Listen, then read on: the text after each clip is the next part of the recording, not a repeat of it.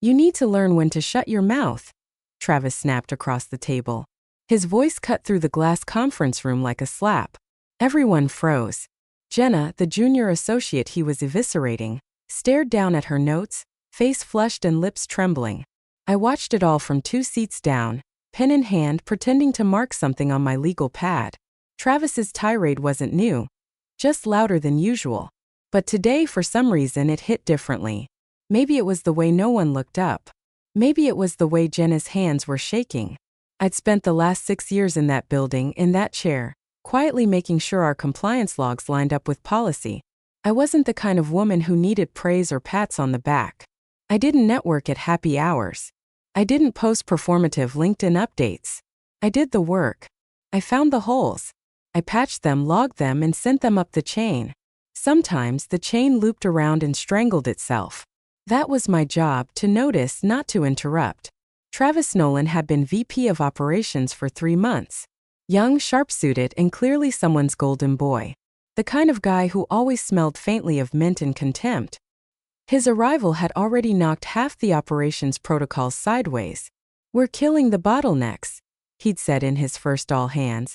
Translation, he was bulldozing the audit trail and calling it streamlining. Most of us in compliance knew what that meant. We watched. We logged. We kept our heads down. But lately, I'd been seeing changes that made my stomach twist. Vendor onboarding with no documentation. Timestamp anomalies. Approval emails that didn't match chain of command. Quiet things. Quiet, dangerous things. I've been saving screenshots, PDFs, and internal memos to a secure folder. Not because I had a plan. Just instinct. Before I go on, if you're still listening, hit the subscribe button and give this video a like. I know 97% of people don't, but it really helps the team keep bringing stories like this to light. Alright, back to it. That day, Travis was cutting through the budget alignment call like a buzzsaw, talking over finance, ignoring red flags, and barking instructions. Jenna had made the mistake of pointing out a missing vendor compliance form. Just doing her job. He exploded like she'd insulted his lineage. And when I quietly tried to interject to explain that, actually, she was correct, he turned his full attention on me. "You speak again and you're next," he growled, voice like gravel. "Analysts are replaceable." I said nothing. Just stared at him while the blood in my ears roared. He moved on without missing a beat, launching into a projection slide full of half-baked vendor timelines. My cursor moved to the bottom of my screen. I clicked the drive, opened the policy doc, the live one, shared it, and I read. Slowly, calmly. According to Section 3.4 of our internal compliance policy, retaliation against employees during the act of risk reporting, clarification, or audit questioning, whether verbal or written, constitutes a Class B violation. Dead silence. One person coughed. Travis blinked at me like I just pulled a gun on the table. I didn't realize, not yet, that someone else had joined the call 5 minutes prior. Audio only. Muted. Watching everything. The CEO himself. He hadn't announced his presence. He hadn't needed to. After that meeting, things didn't explode, they curdled. The silence that followed my little policy recital wasn't victory. It was a shift. You could feel it in the hallways, in the way junior staff started huddling in corners instead of using break rooms, in the way emails came with less detail, fewer CCs, more ambiguity. Travis didn't yell again, not in the same way. But he didn't need to. He had power now, not just title but fear. That kind of fear spreads like mold, quiet and invasive. 2 days later, a junior analyst from vendor intake, Jules, slid into the break room next to me, pretending to fix her coffee while whispering. He made me approve the Iron Fleet contract. I didn't even get the full packet. I kept stirring my tea. "Did you log the override?" She nodded once. "Doesn't matter. No one's looking." But someone was. Me. I'd seen it already, 5 vendor approvals in 1 week, all missing their usual audit chain steps. The metadata was off. Some were approved before the timestamp of the original request. One of them had no request logged at all, just a signature and a budget code that hadn't existed until last quarter. It wasn't just sloppiness. It was intentional circumvention. Travis's new workflow was fast. Too fast. He called it cutting out friction. But friction in compliance is protection. Drag for a reason. It forces things to slow down, to be reviewed, documented, verified. His system skipped those steps, then told us to backfill the logs like we were scribes cleaning up a king's speech. He sent out a memo that week, titled Efficiency First. Buried in the last paragraph was the line that made my jaw tighten.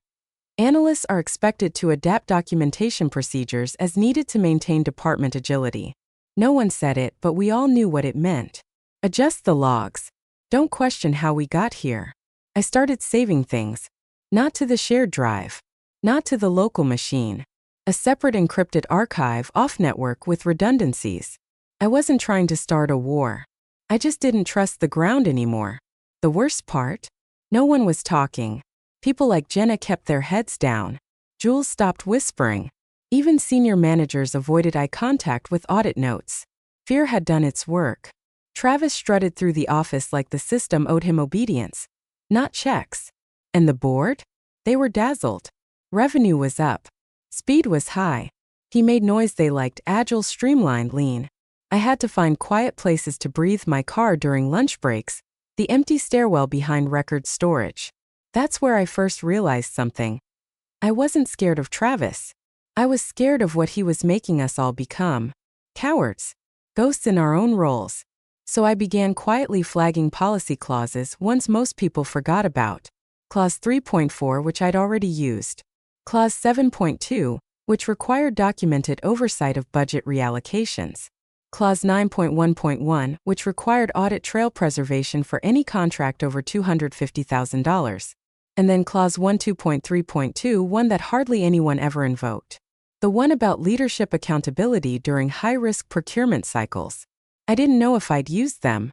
I just knew I might need them. Not because I wanted a fight. Because someone had to remember the rules before we forgot they existed. The call was already tense before it even began.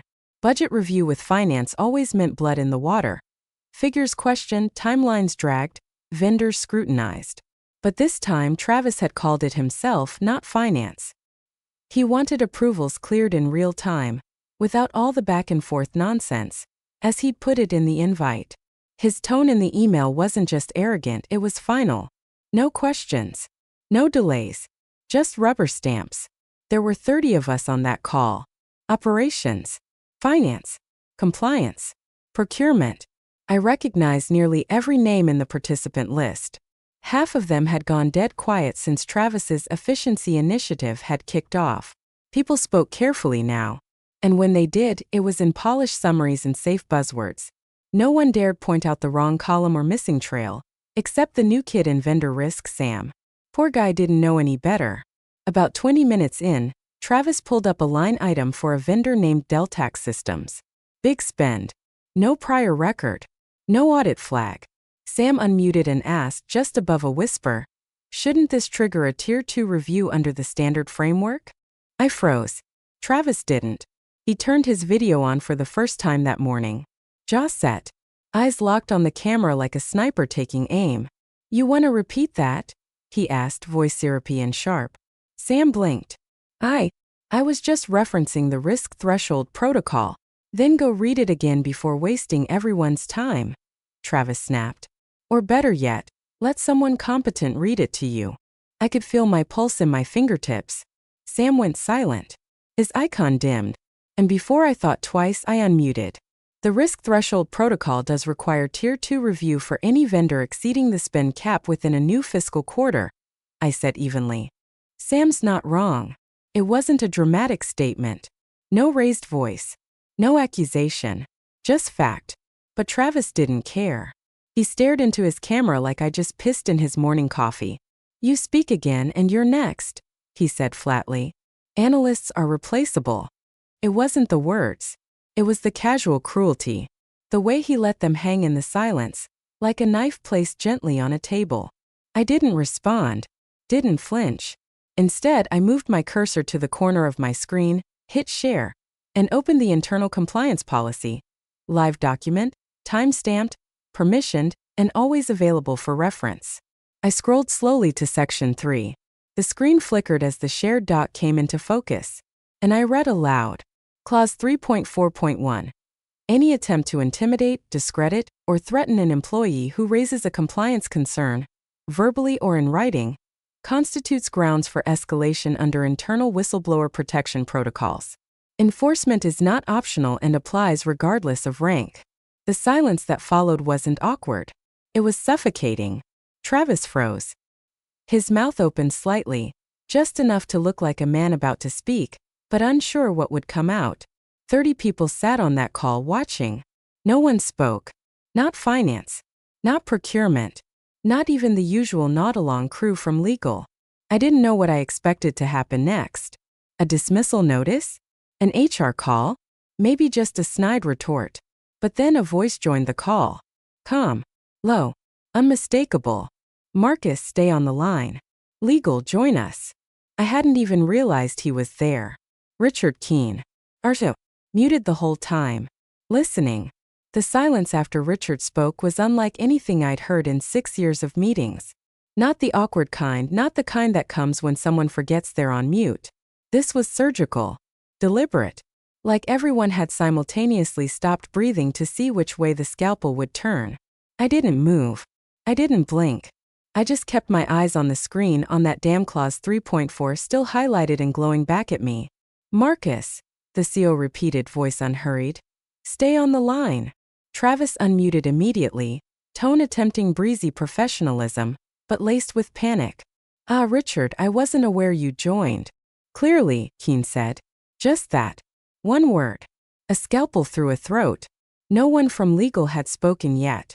But I saw the green light flash next to 2 new names joining the call. Cynthia from Compliance Counsel. Ellen from Risk Legal. Both known for staying far behind the scenes, unless something had already gone wrong. I felt the weight of the moment hit me like a silent wave. My fingertips were cold. Not shaking, just distant. It occurred to me that I might have just ended my own career. Travis would come for me if not today then quietly later. Reorg. Budget cuts. Consultant reshuffles. It's never hard to bury someone who doesn't shout. Marcus, Cynthia finally said, voice clipped and precise.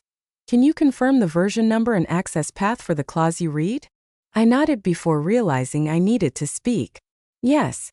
Version 6.4 of the Internal Policy Framework. Access through ComplianceNet. Timestamp 10:27 a.m.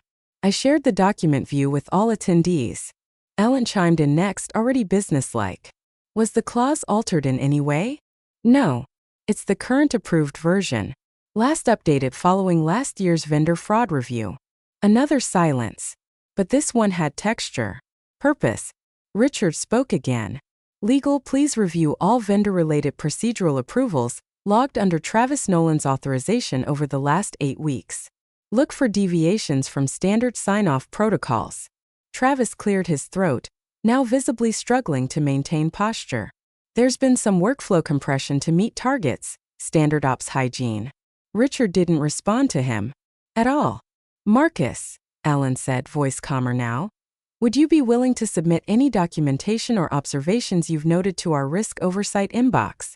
You're under temporary protection under Clause 3.4 pending outcome. The phrase hung there like a net. Temporary protection. That's when the adrenaline hit. I wasn't safe. I wasn't even close. I was a variable now. A flag on a report. They were preserving the moment, not me. I said yes, of course. There was no other answer. I muted myself afterward, leaned back in the chair that had somehow become rigid, unfamiliar. I felt the sweat behind my knees and the unnatural stillness in my hands. My screen still showed the shared policy doc, but the highlight was gone. Just plain untouched text again. Innocuous.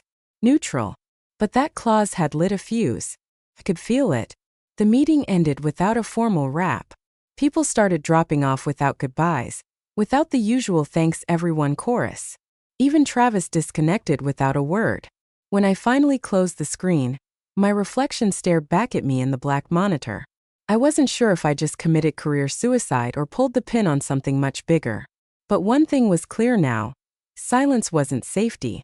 It was a strategy. And I just changed it. I didn't sleep much that night. Every time I closed my eyes, I saw the policy clause again. Blinking, silent, looping in my head like a warning light. Clause 3.4.1. I must have recited it to myself 100 times, like a prayer and a curse. By morning, I had a single goal: disappear into routine. If I was going down, I'd go down doing my job clean, quiet, accurate. But when I got to my desk, there was already a new calendar invite waiting. No subject, just a time. 15 minutes from now. From legal. Clicked it open. Internal attendees only. Cynthia, Alan, myself, and one name I hadn't seen in years, Meredith Yoon, Director of Risk Oversight. That meant something was moving. Something serious. When the call opened, no one bothered with small talk. Meredith led. Marcus, first, we've confirmed the clause you cited is active, not archived. Travis Nolan's behavior in that meeting, specifically toward yourself and another employee, constitutes a breach of 3 documented protocols: audit protection, whistleblower intimidation, and procedural override without justification. I swallowed hard, not because I was shocked, but because hearing it aloud made it real. She continued, "We are initiating a full review of operations workflows under VP Nolan. This will include vendor approvals, budget reallocations, and all changes made to internal procedures without compliance oversight." Then she said something that shifted the floor beneath me. "We'd like you to quietly assist. Provide anything you've documented. Informally for now." It wasn't a request, but it wasn't a threat either. It was something else, a test maybe. Or a trap. I wasn't sure. I agreed, of course. What else was I going to do? Say no and hope I kept my badge? I started small. Few emails. Metadata screenshots. 3 PDF exports of altered change logs. I scrubbed personal commentary, labeled each file with neutral names. Variance A, log chain 2. Delta entry timeline. I knew how to hand over evidence without handing over narrative. Let the facts speak. Let legal draw the lines. That's what they wanted anyway. Just enough to move without making noise. By midweek, they'd asked for more. Specifically, anything involving a vendor cluster labeled Rapid Path. A grouping of 6 vendors all approved within 10 days of each other, all fast-tracked, and all routed through Travis's office. That was when I realized this wasn't just about shouting in a meeting. This was structural. My office door stayed closed all day. No one stopped by. People saw me, nodded, moved on. But something had shifted in the way they looked at me. Not with hostility. Not exactly. More like caution. Like I was radioactive. Dangerous to stand too close to. I caught Sam, Quiet Sam, by the vending machine late Thursday. He didn't say anything, just offered a nod. Held it for a second too long. There was relief in his eyes. And something else, fear. Not of Travis. Of what might happen next. By Friday, HR pinged me with a boilerplate acknowledgement. "Thank you for your internal contributions during this review." Short. Cold. But it told me what I needed to know. I wasn't alone anymore, but I wasn't protected either. Just visible. And that's when the real unease began. Because when you're visible, you're a threat. Not just to the man who yelled at you. To the machine that let him in. That fed him. Promoted him. Turned the other way while he tore through procedures like they were inconveniences instead of safeguards. I didn't feel triumphant. I felt like I was under a microscope. Like every move I made from here on out would be cross-referenced, time-stamped, evaluated for motive. So I got even quieter. Even cleaner. And I kept every backup. Every version. Because they were watching now. And I had no intention of blinking first. The week that followed moved like a low-pressure system. Quiet, heavy, and full of static. My inbox became a controlled leak site. Each day, legal asked for something more specific. A log detail. A timestamp comparison. An exported email thread from 6 weeks ago. I gave them everything they asked for. Neatly packaged, labeled, unopinionated. I didn't editorialize. I didn't speculate. I just showed them the dots. If they wanted to draw lines between them, that was their business. By Wednesday, things started shifting around me. I noticed it first in procurement. One of the managers, Carlos, closed his door during a one-on-one with HR. That door never closed. Then later, a team lead in budgeting sent a company-wide out sick email but was spotted in the building that afternoon, walking out of legal's suite. And then there was the server activity report I pulled from my own record. A breadcrumb trail that showed system admin access had been granted retroactively on 3 vendor portals Travis had fast-tracked. I didn't send that one yet. Kept it, just in case. The real signal came on Thursday. Cynthia from legal forwarded a memo. A sanitized summary of findings from a forensic analyst they'd pulled in. 6 vendors. All from the RapidPath cluster. All showing signs of manipulated metadata. Approval times that didn't match request logs. Budget codes used before they were officially assigned. In 3 cases, signatures that didn't route through standard authorization protocols. The analyst's note was brief but lethal. Recommend classification as Tier 1 procedural violations pending full audit. Tier 1. That meant this wasn't just internal cleanup anymore. It was liability. HR moved fast after that. Quiet interviews. Unmarked calendar holds. Travis hadn't been seen on our floor since Monday. Rumor had it he was working remotely while things were sorted. But no one said it with conviction. Everyone could feel it. The floor had started tilting. And the ones who used to parrot Travis's speed over friction slogans were suddenly pretending they never heard them. The moment that hit hardest came Friday morning. I was walking past the small conference room near records when I saw Jenna. Yes, that Jenna, the one Travis humiliated on that call, sitting across from an HR rep and someone from legal. She wasn't crying. She wasn't slouched. She was listening, nodding, calm. As I passed, I caught one phrase. We'd like to formally apologize on behalf of the company for how the situation was handled. They didn't even try to hide it. No ND. No posturing. That was when I knew the cracks had turned into fractures.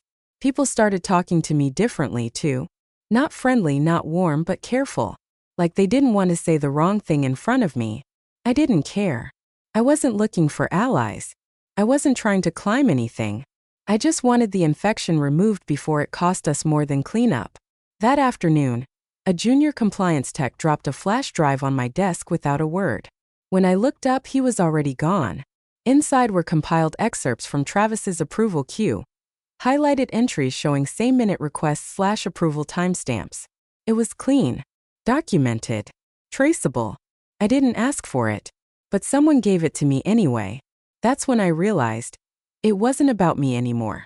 Whatever line Travis had crossed, it had infected too many systems, touched too many hands. People were tired of pretending it was fine. And the fear that kept them quiet? It had started to flip. Now they were afraid of being complicit. Still, I kept to my lane. I didn't smile. I didn't engage in whispered postmortems. I walked the same halls, answered emails the same way, drank the same bitter coffee from the second-floor break room. But my eyes stayed open. And my archive? It grew. Because this wasn't over. Not yet. He came in just after lunch. No warning, no badge swipe logged. Travis burst through the stairwell door like a man convinced he could still change the ending. His steps echoed like gunshots across the compliance floor. That same smug swagger laced with something rawer now. Panic sharpened into anger. A few people looked up from their desks, then back down just as quickly. Screens suddenly became very interesting. Conversations died mid-sentence. He didn't say my name. He didn't have to. He zeroed in on my desk like he'd been counting steps. I didn't move. Just kept typing the last line of my internal summary report and hit save draft. You think you're some kind of hero? He hissed, low enough that only I could hear, but high voltage. You think you're saving the company? All you're doing is sinking your own floor. I met his eyes. Calm. Tired. I'm not here to save anything. Just to tell the truth. He laughed, a short, bitter bark. You manipulated this. You held documents back. You made this look worse than it was. I reached for the mouse. Didn't say a word. Opened my sent items. Selected the chain. And forwarded him the audit trail. It wasn't dramatic. No dramatic music or booming delivery. Just a clean package. Timestamp logs, original signatures, access routes. No commentary. Just the facts. The same facts I'd submitted to legal. The same ones I'd dated, backed up, watermarked, and archived. He stared at the monitor as the email pinged in. His eyes scanned the subject line. Then the attachments. And for the first time since he walked into the company, he said nothing. He didn't storm off either. He just stood there for a beat too long, caught in that small death between denial and consequence. Then turned and walked out without a word. By 2:17 p.m., a new invite hit my calendar. Subject: Ops Workflow Clarification Review. Attendees Richard Keene, Cynthia Legal, Alan Risk Counsel, Maria, HR Director, Travis, and me. No one used the word confrontation. They didn't need to. The meeting was set for 4 p.m. 2 hours to sit with the weight of it. I didn't pace. I didn't rehearse. I sat at my desk and finished 2 policy discrepancy summaries. Scheduled a compliance check-in for next week. Ordered a new badge reel online because mine was cracking. Normal things. But under the surface I felt it, the slow, methodical rotation of the gears. Not panic. Not fear. Resolve. It wasn't about Travis anymore. Not just him. It was the system that welcomed him, enabled him, let him bark orders while people like Jenna got trampled, while logs went unchecked, while fake urgency became the new religion. I wasn't afraid of that call. I was ready to sit in it. Let the weight shift. Let every skipped approval and backdated signature hang in the air. Because sometimes you don't fix a thing by screaming. You fix it by refusing to flinch. No introductions. No pleasantries. The call began exactly on time, with the kind of restrained, clinical energy you usually only see in hospital rooms and boardroom purges. Richard Keene was already on the line when I joined, audio only. No camera. No greetings. Just presence. The others followed, Cynthia from Legal, Alan from Risk, Maria from HR. Travis's face popped up last. He looked like hell, tie loose, jaw clenched, the confident gleam long gone. He didn't even bother with a fake smile. Cynthia took the lead. Her screen shared a single document. Operational anomalies, preliminary findings. Nothing colorful. Just black text, bullet points, exhibit IDs. She read through them with surgical precision. Item 1. Vendor file DTX 1147. Approved on June 4th. Submission timestamp June 5th. Item 2. Email trail on budget override flagged as containing an altered routing string. Item 3. Documented use of expedited sign-off access, granted without compliance visibility. She went on. 8 items. Each one sourced, attached, verified. Travis didn't interrupt until item 5. That's when the cracks broke open. This was a breakdown in communication, he said quickly. Some of those changes were done under pressure from finance. We were trying to meet integration deadlines. Ellen cut in. Finance had no knowledge of those routing changes. Travis tried again, a new angle. I assumed authority to fast-track based on verbal go-aheads.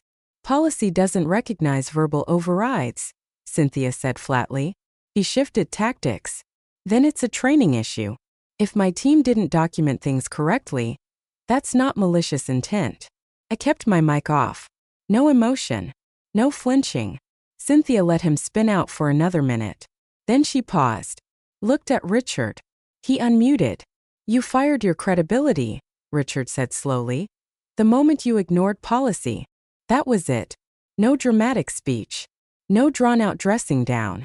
Just one sentence, sharp enough to gut a man's entire defense. The silence afterward was the cleanest air I'd breathed in weeks. Maria from HR followed. Her voice was more procedural, detached. Travis Nolan will be placed on immediate paid suspension pending full investigation. During this time, access to ops systems will be restricted. Legal will coordinate data retrieval under audit conditions. No argument. No outburst. Travis's icon stayed frozen. He didn't speak again. Then Maria added something unexpected. We are also issuing an internal commendation for Marcus's enforcement of policy protocol under pressure. His documentation and adherence to whistleblower protections reflect our core values. That acknowledgement will be formally appended to his personnel file. I sat still. Let the words pass through me. It didn't feel like a reward. It felt like a pressure valve releasing. The meeting ended like it started, quickly. No congratulations. No backpatting. Just a line of disconnections. One by one, names dropped off the call. When I closed my laptop, the office around me was quiet. Not hushed with fear, just still. Like the storm had passed, but no one wanted to be the first to say it. I didn't feel victorious, but I did breathe easier. The air wasn't thick with rot anymore. Just the scent of something clean trying to return. They held the town hall in the main auditorium. One of those mandatory, mid-quarter ones usually reserved for fluff, culture slides, DEI metrics, upcoming charity drives. But this one was different. You could feel it in the way people filed in without chatting, in the way the front rows weren't filled with overeager managers. Nobody brought coffee. Nobody checked their phones. It was the kind of silence that came from everyone knowing something had snapped, but not quite knowing what shape it would take. Richard Keene walked onto the stage in his usual charcoal suit, no notes in hand, no slideshow behind him, just the Rexton logo static clean. "I won't take up too much time," he began, voice calm level, "but I want to talk briefly about accountability." The word landed with a quiet thud. He went on, measured, almost gentle. "Recent events have reminded us that no process, no matter how fast, how high-ranking, or how well-packaged, can override the policies that protect this company and the people in it. We have protocols for a reason, not to slow us down, but to keep us from falling apart." He paused. Let that sink in. "No one," he said, "is above the rules." And that was it. No names. No blame. Just a reminder. A line drawn in quiet ink. When the meeting ended, there was no applause. Just the soft rustle of people rising from their chairs, filing out slower than they came in. No one looked at me directly, but I caught their eyes in my periphery: finance leads, ops assistants, even mid-level managers who once mimicked Travis's tone like it was a job requirement. Some looked guilty. Some looked relieved. All of them looked changed. Back on the 5th floor, I slid into my seat, opened my laptop, and logged in like any other day. I didn't go looking for it, but when I checked the org chart out of habit, out of reflex, Travis Nolan's name was gone. No memo. No announcement. Just white space where his title used to be. I stared at the gap for a second, then minimized the window. A soft knock on the edge of my cubicle made me glance up. A new hire, maybe 2 months in, stood there with a notepad clutched to her chest. She was young, still blinking like she hadn't learned how to look bored in meetings yet. "I just wanted to say," she started, voice unsure. "What you did, it mattered." I didn't smile, didn't nod, just gave her the smallest tilt of my head, enough to let her know I heard. She left. I turned back to the screen, pulled up the internal policy doc one last time, scrolled past the highlighted sections. The clauses, the ones that used to feel like theory and now felt like weapons with the safety off. Then I closed it, opened a fresh report, started typing. No victory speech. No parade. Just a quiet return to the desk that never moved, and the job that stayed steady beneath the chaos. He called me replaceable. Turns out so was he.